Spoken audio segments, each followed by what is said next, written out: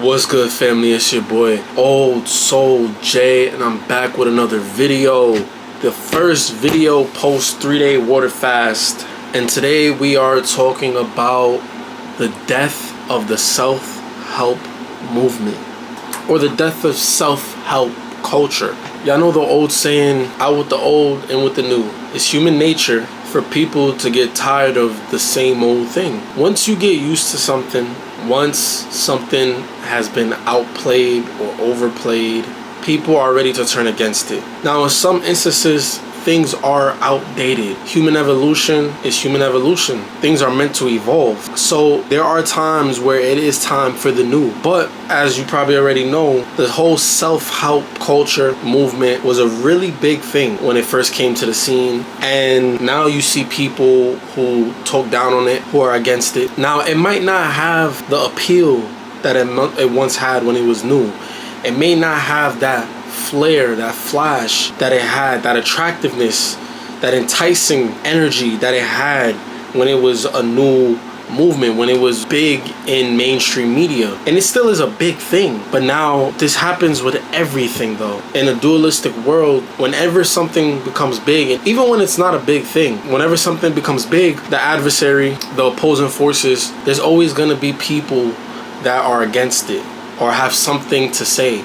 Everyone has an opinion. Some people just love to play devil's advocate for the hell of it. But this is the thing. I don't believe in going with things because it's acceptable at a time or because it's cool at a time. There are things, and like in this instance, the self-help culture thing, there are positive things. And of course, there's going to be negativity that follows behind it. Of course, there's going to be negative opinions that follows behind it. There are positive things, though, that should always be supported, should always be prevalent. Now, the only thing that makes sense, the only way it makes sense for us to evolve past the self-help culture is if it's a better version of that. If it is adjustments or fine-tuning done to that system. But what has given it a bad name, just like with anything, there's the right way to do things and then there's the wrong way to do things. A lot of times people give bad advice, give the wrong information. A lot of times people get into things out of sheer greed, straight profit.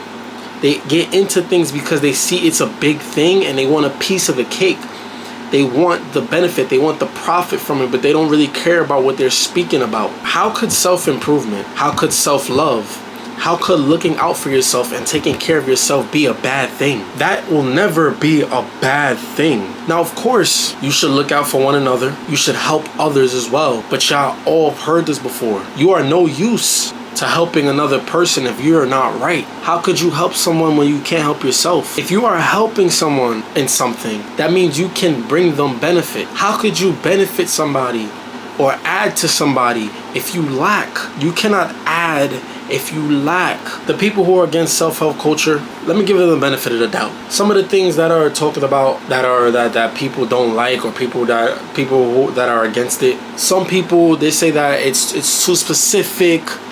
They're glorifying certain things about it. Like they have people focusing on things that don't matter. It's not necessarily about the things like, okay, the routines. Like there's people who make morning routine videos, or some people say like, oh, it's getting out of hand. Okay, I could respect that. In some instances that may be the case, but you have to look at it like this. Of course there are people who are milking it. Of course there are people who are overreaching, that are overdoing it, making it unnecessary. Of course there's always going to be flaws in anything. We're human beings, we're imperfect. There's always going to be people who are doing it, like I said earlier in the video.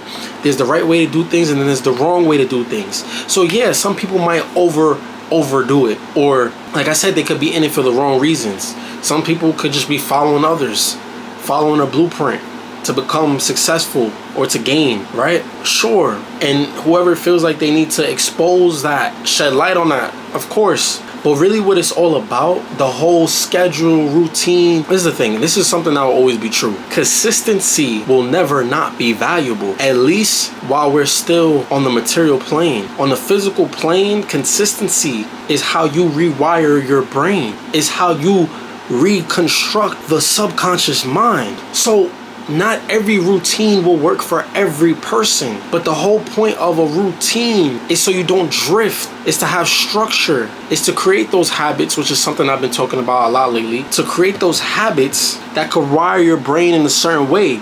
If you were capable of just controlling your subconscious mind without doing the habits, then of course that would work. Of course that would be all you need. But here's the thing.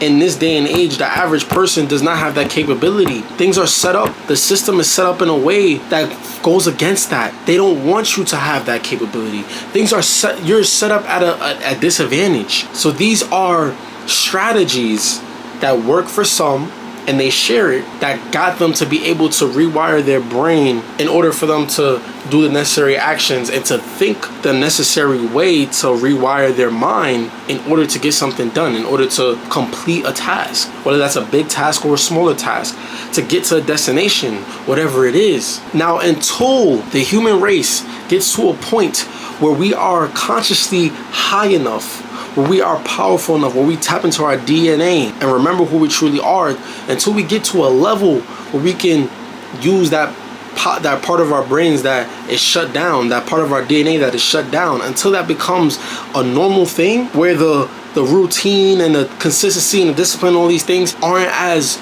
necessary or as important as they are now, then self-help will always be valuable, whether the masses agree or not, whether the masses decide this is what they want to go with or not.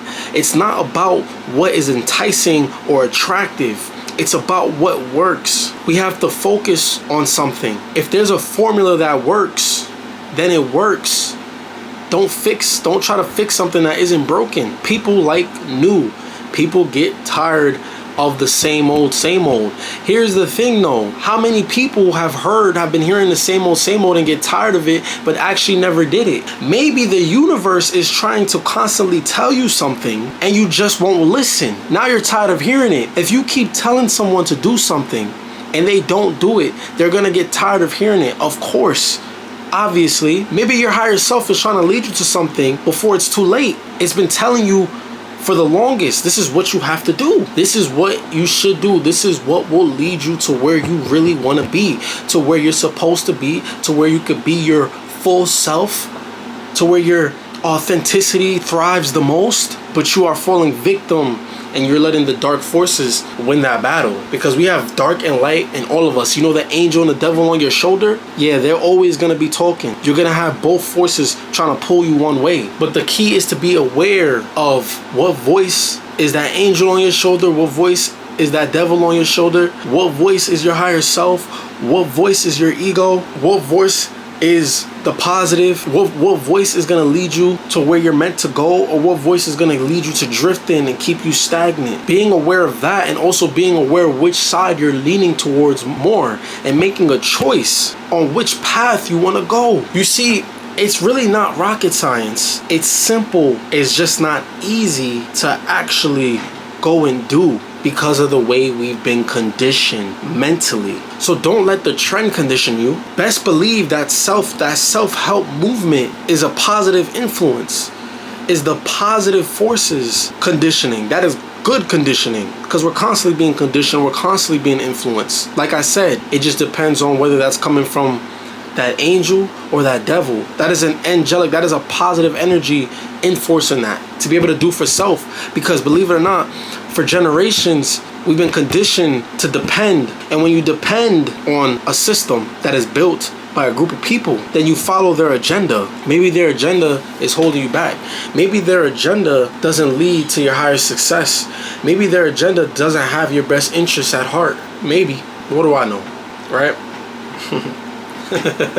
Don't ever let what the masses say or what is being popularized dictate whether something is good for you or not, or you should follow something. Trust your heart, trust your intuition, become self-aware so you can hear, you can feel, you can sense your intuition and not confuse it. This is why they say know yourself and know your worth. Don't let the dark energies trick you out your spot, because your higher self is waiting. Your higher self is waiting for you. The question is, are you ready? Or do you want to stay a sheep waiting to be slaughtered?